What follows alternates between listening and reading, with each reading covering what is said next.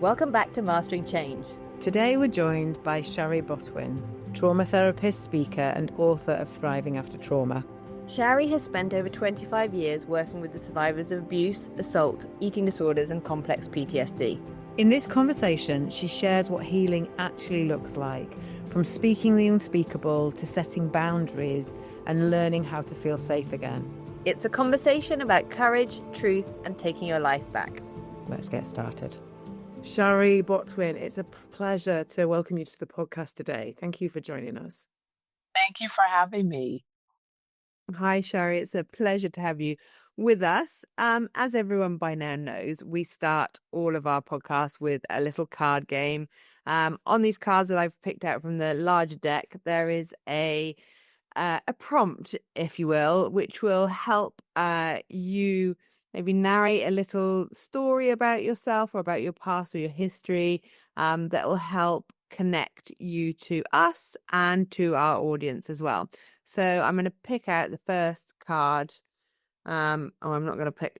I should say, and maybe this might need to be edited out, but these cards are also Esther Perel's cards, which have some sexual cards on there. So I meant to remove a sexual card, but that was one. So obviously I missed that. So this card says, the first time I saw my parents as human was ... That's a tough question. The first time I saw them human was probably maybe after I became a parent. I became a parent almost 14 years ago. And I've done a lot of therapies starting back to my mid-20s. I'm a survivor of childhood abuse. My dad was my perpetrator. My mom also perpetrated and enabled.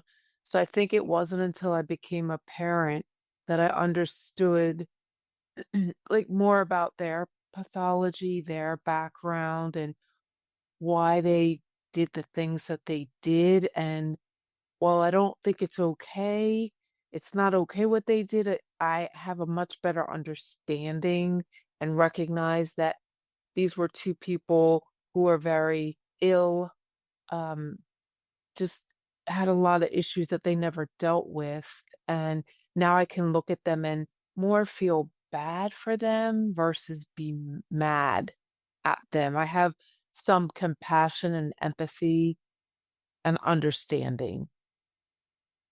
I think that's I mean, to be able to reach that point is obviously, I can only imagine the journey you've gone on to kind of get to that.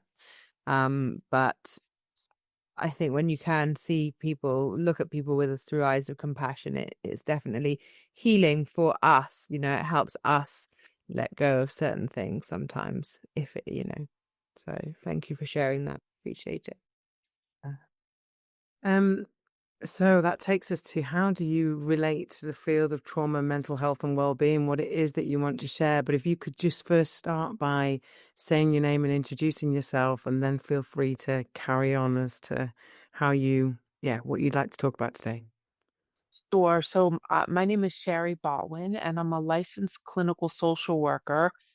I have a private practice right outside of Philadelphia, and I've been in that practice for over 28 years.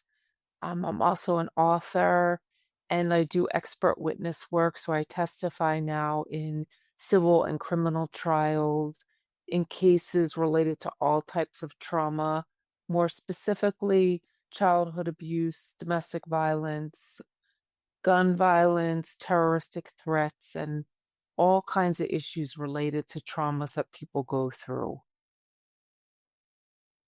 Thank you. And talk to us a little bit about then your work, what it is that you want to democratize through, it looks like that intersection of lived and learned experience. I mean, I feel like my work is so much more than a job. It really goes back to my childhood and wanting to get out into the public and help people better understand the impact of trauma, how to confront different experiences that we may have buried for years or decades. I want people to understand that the process can be very arduous, tedious, and difficult, but there's so much healing that comes from owning our experience, speaking our experience. And that can be different the way people go about that.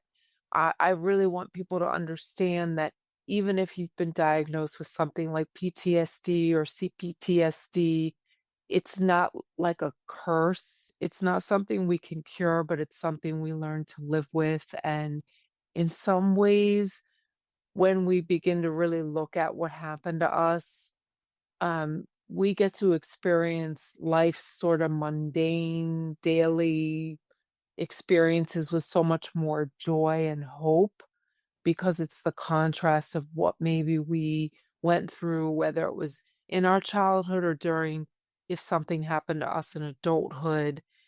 I think that there are so many benefits to allowing ourselves to confront the demons, as some people call it, the shame, the pain, the anger.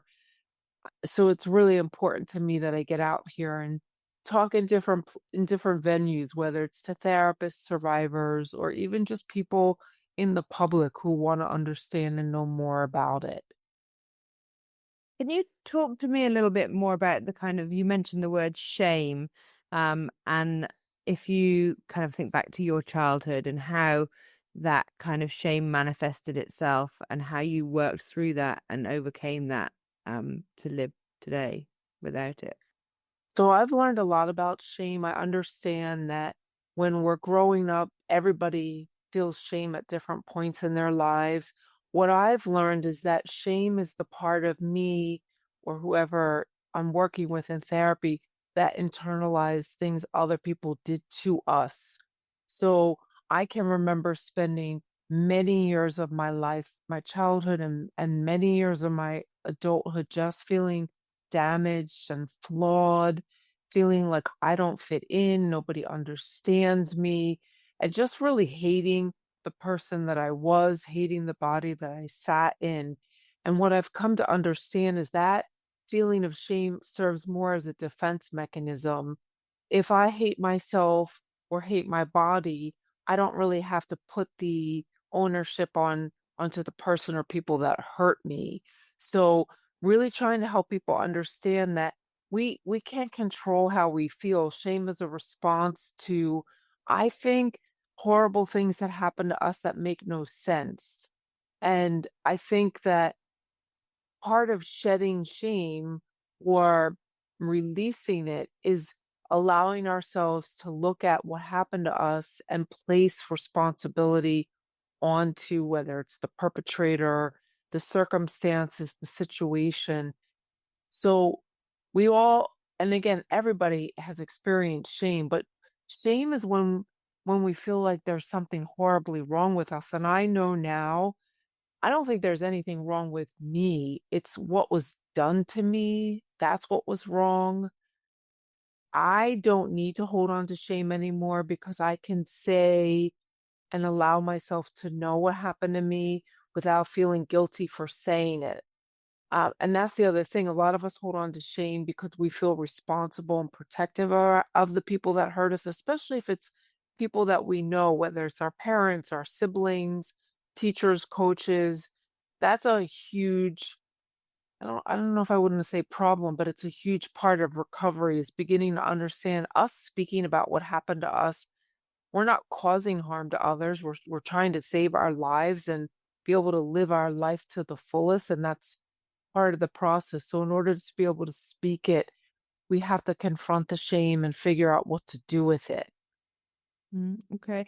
And how, so I've got a couple of questions from that because I've heard when you say this that, someone has coined, someone said, that I don't know who coined the phrase, but it's like the dilemma without solution, especially when it's your caregivers or the people closest to you who are the perpetrators, because they're the people who you're supposed to be your attachment figures, the people you look to look after you. And when they are the ones that are perpetrating, um, the crimes or the abuse on you, then it's kind of you get very confused and very conflicted. And as you say, it's not about, they can't be wrong because they're the ones, in the position of the caring position, and they're supposed to love you. So it must be you, the person that's and the victim that's unlovable or something bad and wrong with you. And that's when the shame kind of really starts to manifest. How then did you kind of, you said you have to overcome this shame. And what was the journey that you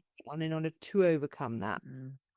So I look at it more as breaking free from the shame.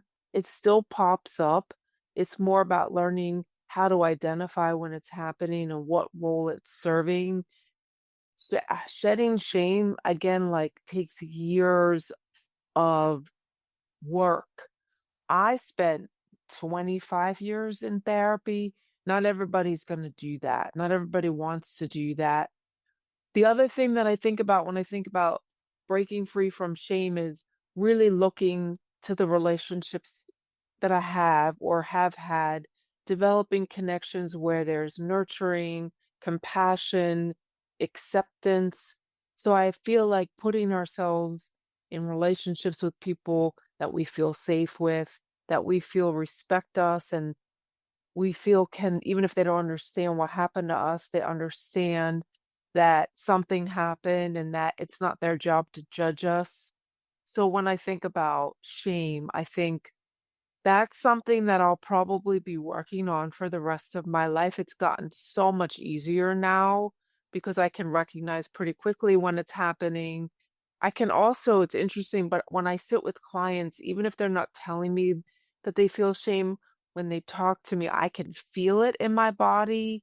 And I can then say to them, is this something that's happening for you? So I'm able to help them recognize you're in the shame right now, or where's that feeling coming from? Because that sounds like an old feeling that has to do more with shame from the past. So it is probably the hardest part of healing because it's really painful when you feel it and when you identify it. It's like you feel stuck. A lot of times when people talk about saying feeling like this world would be better off without me, I wish I would just disappear. Some people say that's like a suicidal gesture. I look at that as that's an expression of shame because it's when we want to disappear. It's when we feel like our value has either no meaning or it's just causing harm and disgust to others. Um, so, when you hear yourself saying things like, I'm so fat, I'm so ugly, I'm disgusting, those are ways to express shame and to be able to understand, okay, what is that feeling about? Where is that coming from? That's how, that's part of how you learn how to manage it, identify it, and then I don't know if I say overcome it, I say move through it, move through the feeling and then place it. I mean, I used to say things like, you go piss off to shame, like F you, so I could put it aside. And that way, then I could feel other things instead. Yeah, I've heard people say give shame a break, Oh, Um, there you go. yeah. I'm really interested in both in the therapeutic context when you're with your clients, but also in your life, what tools you equip yourself with to do that piece of recognition and management, because you described it as getting easier over time because you become more familiar with it. And I think I'm definitely interested, I'm sure our listeners will be on, what are the tools that are available? What have you found most helpful in those two situations? I think for most people, including myself, journaling really helps because if we can journal about the shame and then write back to that part of ourselves, talk back. I have some clients who hate the idea of writing, so a couple of them will record themselves talking. I've had clients talk to me about drawing, doing something that is like an outlet, but it doesn't necessarily have to be through words. It can be through expression of our feelings through drawing, singing, even things like listening to podcasts, taking walks. Those are self-care strategies, but they're also forms of, for some of us, meditation.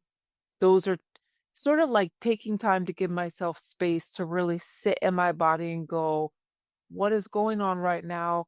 What am I feeling? That's shame. Okay, where is it coming from? And the thing I think I have found most helpful is parenting that younger part of me that felt shame and using my current day parent voice to talk back to younger parts of Shari. to really love those parts. And even just as a parent with my kiddo, like, I don't think he feels shame a lot. And he's a teenage boy. So even if he does, I don't know if I know, because boys are just, they're different in the way they express themselves. But sometimes what I'll do is I'll look at him and go, you would never say to him what you just said to yourself when you were 14. You would never do that. So he would think I'm nuts if he heard me say this, but sometimes I heal just by sitting with him and watching him move through his trials and tribulations and seeing how he doesn't like crucify himself in it. Like, he may be disappointed or embarrassed, but he gets happy again. And he just sort of is like, yeah, whatever, on to the next thing. And for me, that's really healing to be able to watch a kid do that. So what I do is I learn from him, and then I take what I learn from him and I apply it to myself. And I do that with patients too, or clients a lot. Like, some of them are parents, not all of them. But what I'll say to them is, okay, but what would 42-year-old Amanda say to 10-year-old Amanda? Would you actually say what you just said to yourself to your 10-year-old? And she says to me, oh my gosh, I would never say that to my own kid. So then I kind of help her. Okay, well, if you wouldn't say it to your own kid, then how is it okay to say it to yourself? And then we kind of apply those lessons. So I feel like it's a process that can happen through the course of days for some of us, and moments. I always say to people, whatever works for you, what works for me may not be the same as what works for you, but if it makes you feel good, if it helps to diminish the shame, then do it, because it's probably working. And in a clinical context, because you talked about recognizing shame, you had an intuition for it, because obviously, because you know it so well, you're so familiar with it. How does it show up in your So when I'm sitting with clients and I think, oh, there's something shame like going on here, I often will feel like a wrenching pit in my stomach. And I will think for a minute, well, I'm just sitting in session right now and I'm not feeling shame at the moment, I don't think. So I sit with that, and then I can feel a flatness. Is it a flatness? It's more like a darkness. I'm thinking of one client in particular who I think is repressing memories of sexual abuse from childhood. And when I feel like we're tapping into those feelings, I notice that she becomes very lethargic looking in the session. Her eyes become dull and dark, and they look like they're closing. So it's also a lack of presence. When I feel like people are slipping away, and I'll think, and sometimes I'll say to people in session, where are we right now? Or what just happened? So trying to pay attention to what I'm noticing with them, and then reflect on that with them and say something in the session. I don't know if I'm right all the time, but oftentimes what I'm feeling is I'm the container for their shame. And I certainly don't want to hold that, and I don't want them to feel it. So I try to express it and reflect it and check it out with people as soon as I recognize it. Because I never want other people to suffer in those feelings, because they're awful. Yeah, I think that's really interesting. And I think as it's a really kind of important aspect of a therapist's work, I think, is this kind of like reading or hearing what's not being said, and being able to pick up on whether that's something energetically that's in the room, or, as you say, like micro expressions on your client's face as she's like closing her eyes slightly more or becoming more like heavy and lethargic. I think it's a brilliant skill to be able to kind of read those signs and signals. So and I think you're right. I mean, I don't know, this is an eternal debate. Like, do you have to have experienced certain things to be an incredible therapist? Probably not. But I do think that there will be an energetic understanding when you have of when someone else is experiencing those things in front of you. I just think that you can't really, probably, I'm not saying this now, but probably can't deny that. So yeah, it's really interesting. And the thing is, I would never be able to do the work if I didn't do so much of my own work. When I was graduating with my master's in social work, I hadn't even spoken a word about what happened to me. I didn't even really understand. And a lot of my memories came through body memories, through re-experiencing the actual assaults that were done to me and what that felt like before, during, and after. So I think in a way, going into the field is part of what helped me to save my life and to still be here today. Because I don't think I could. Well, I know I wouldn't have been able to work in the field if I didn't do the work. Because I would have, well, I wouldn't have been a good therapist, but I would have gotten so depressed. And in the beginning of my career, I was really, really depressed. There were days where I didn't want to live anymore, but I just kept going to therapy. And then I kept going to work and saying, it'll be worth it. You'll see, it'll be worth it. And what is interesting is that the clients didn't come to me the first 5 years. Those clients weren't reporting childhood sexual abuse. That started after I could accept that I was a survivor. So I wasn't really working with survivors until I think I was ready to sit with them, which again, I don't know how that all happens. It just sort of happens that way. Yeah, no, I can see that. And I think I mean, hopefully, you know, now not everyone will be as kind of self-aware to know that they can't sit with people who have experienced something similar to them. I think a lot of people come into the field, thinking that they need to work with the people that have experienced the same as them because they're able to help them. But then I think that's when it's become slightly problematic, and that's maybe an immature way of thinking. But because you're right, there will be, you'll have to have done a lot of work yourself, and also in just general therapy practice as well, to kind of know how to sit with a client with that doesn't have huge amounts of trauma first before you're able to sit with more complex cases, I think. I did have another question about Emma and I had a conversation with a survivor of child sexual abuse, and but she's based in the UK, um and we were talking about the judicial jude is that how I say it? Judicial. Judicial. Judicial, thank you, system, and how it is really not set up to support survivors of child sexual abuse, right? And is that the same in the United States? I think it's getting better in the United States. And again, my experiences testifying are newer. I just started working on these cases in 2022. But what I'm noticing, for instance, in the summer, I was called to be what's called a blind expert. It was a case where a 15-year-old was allegating abuse by the stepfather from age 6 to 12. So what I did was I came into court and I knew nothing about the case. The only thing I knew was that it was a child sex abuse case. I knew nothing about who the perpetrator was, the claims.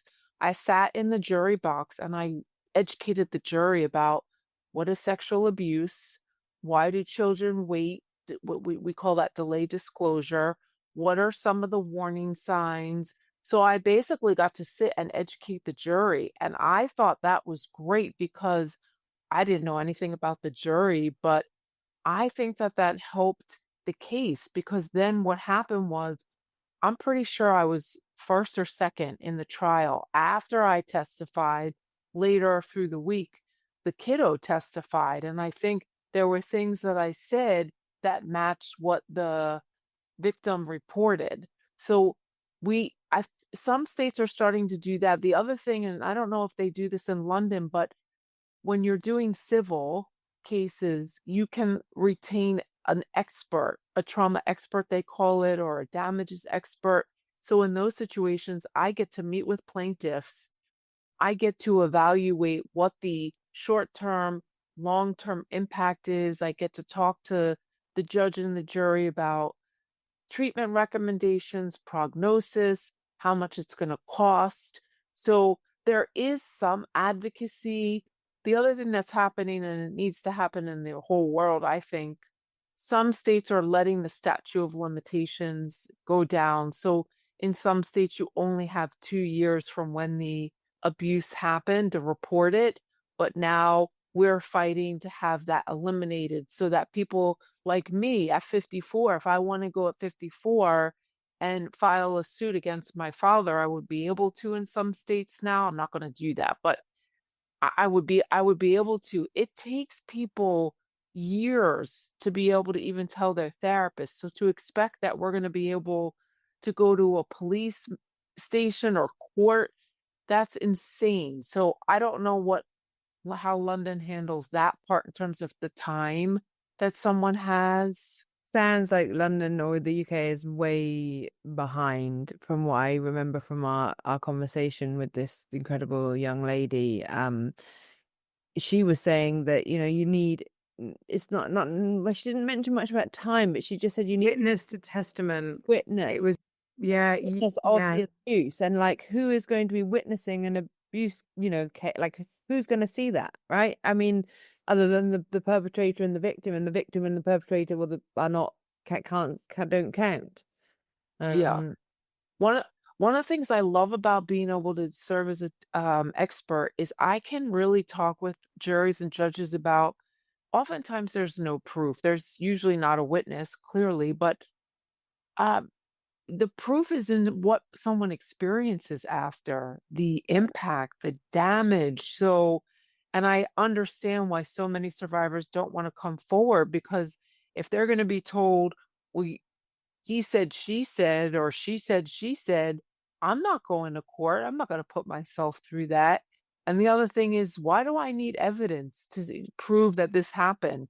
Why don't you just listen to what I'm telling you? And then, sure, listen to the perpetrator. Let's hear his side of the story. But there are so many memories that we have after being abused, even if we don't have proof or specific memory of what time, how many times, where it was.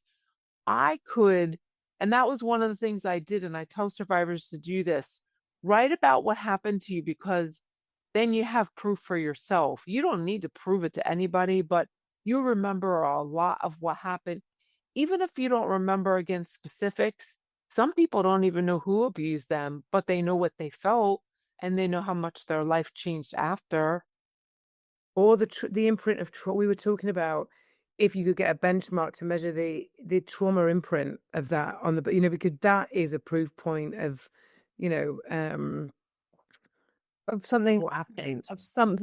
right? You don't suddenly be a perfectly happy-go-lucky child and then all of a sudden become demonstrate all of these trauma symptoms, whatever they might be, whether it's eating disorders, addictions, body shame, so many different things that could come out, like various pains that show up in your body, IBS or whatever other trauma symptoms might occur.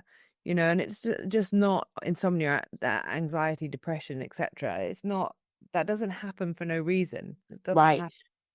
When I was doing a case with over 100 women, filed a civil suit here in New York against a pediatrician who abused children for over 30 years. One of the most fascinating aspects, and it was a horrible case. It's so sad. One of the most fascinating aspects for me was meeting every single one of them and finding out what happened after. And I could tell you, I heard so many things from people developed eating disorders, addictions. Some people had chronic pain, migraines, things that you wouldn't even think about, infertility. And that was one of the most empowering experiences, to be able to sit in court over and over and say, well, for this particular plaintiff, she talked to me about how after the abuse by the pediatrician, this and this and this happened. And so many things can happen to us mentally, physically. The impact is profound. And you don't need, again, I can't prove it to you. I can't prove to you that so and so's eating disorder was because of what Stuart Copperman allegedly did to her. But I can certainly tell you, after meeting with this plaintiff, it sure sounds to me like, because it started after the abuse, like there's so many ways to explain it. And I think if people would just sit down for a minute and listen, it makes a lot of sense. It's not like hard to understand. I don't need to sit here and use scientific jargon and go talk about research studies to say this is the impact, and to just go through the timeline of what happened after the abuse.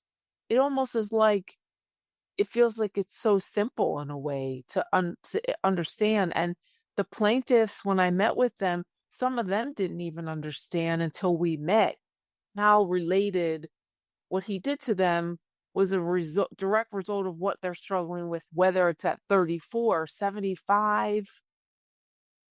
Yeah, absolutely. But I mean, and do the courts in the United States recognize that then? Do they recognize the direct implication of abuse happens and then it causes an impact and that shows up in some way, shape, or form in the victim's life? I mean, the way to answer that is let's see. It depends on the case. Right now, here we have a lot of focus on the Menendez brothers, and they're about to be sitting in front of a parole board and going through all this risk assessment. I don't know if people in London know about the case, but they shot their parents in 1989. They were both physically, emotionally, and sexually abused by the father and the mother. They've been in prison for 35 years. They were sentenced to life in prison without the possibility of parole. The younger brother's my age, he's 54, and the older brother's 56. So they are trying to get out of prison. And one of the things that happened in their trial was the judge didn't allow evidence of child sex abuse to be part of the case. What they did was horrible. It was absolutely horrible. They shot their parents. They cold-blooded went into the house at age 18 and 21 and just shot their parents. But they weren't the jury was not educated, or they didn't understand. They said it was because the boys were greedy and they just wanted their money.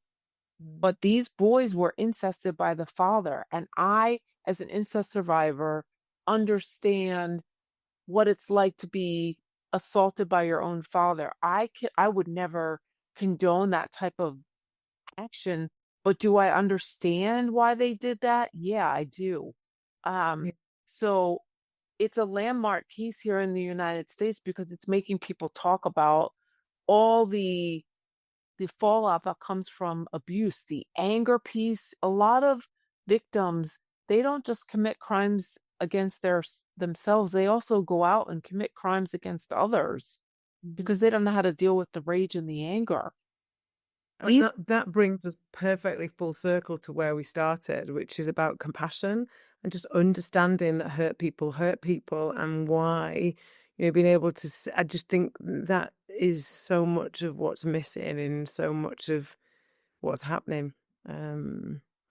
Okay, so I'm going to ask you. I'm just conscious of time. We've talked, and the time has just run away with us. But I'm going to ask you the question that we ask all of our guests, and that is a big question, but it's sometimes the answers are the best answers are the simple, intuitive ones, which is we live in a macro. Whether you look at the kind of macro landscape, the geopolitical, the climatic, right down to kind of society, community, family, colleagues, immediate spouses, or your relationship with yourself. There's a lot of stresses and tensions on all of those dynamics right now. If there was a single lever for change that you could pull, a button you could push that would be the catalyst for the kind of change that we need to see in this world, what would that be? That we in this world need to listen to and believe survivors. We need to stop shaming and blaming other people. We need to really sit and listen and understand that people don't make these kind of things up. So to be able to just live in a world where when someone comes forward, that we don't challenge them, we sit and we listen and we believe them. We hear them. Did that answer the question? I don't know if that answered. It really does. 100%. And I think it's not the first time we've heard that actually. So I think it's such an important, resonates. Yeah, 100% to be heard. Special. Great. Thank you so much for your time and your input and the conversation to get today. It's been a real pleasure talking to you. Thank you.